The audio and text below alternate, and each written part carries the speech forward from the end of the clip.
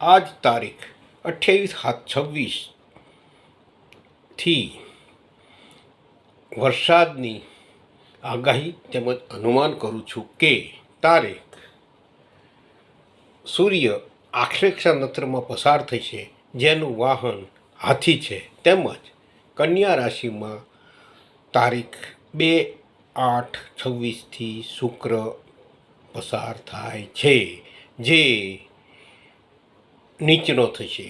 પરંતુ કન્યા રાશિના શુક્ર ઉપર મીન રાશિના શનિ તથા નેપચ્યુનની સપ્તમ દ્રષ્ટિ હોવાથી તારીખ 11/8/27થી 15/8/26 સુધી સામાન્ય ગુજરાતમાં સામાન્ય છૂટો છવાયો વરસાદ થવાની શક્યતા છે. આ વર્ષે 72 હોવાથી સૂર્ય નક્ષત્રના વાહનમાં ફેરફાર થયેલ છે,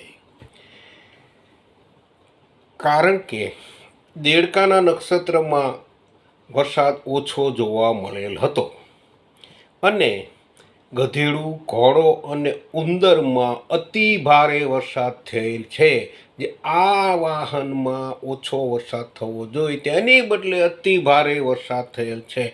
એનો અર્થ થયો કે નક્ષત્રના વાહનમાં કંઈક ફેરફાર જોવા મળેલ છે. માટે હવે ભવિષ્યમાં હાથીના વાહનમાં શું થાય છે તે આપણે જોવાનું રહેશે. માટે 11/8/26થી 15/8/26 સુધી સામાન્ય છૂટો છવાયો ગુજરાતમાં વરસાદ થશે. ધ્રુપદસિંહ ઝાલાના નમસ્કાર.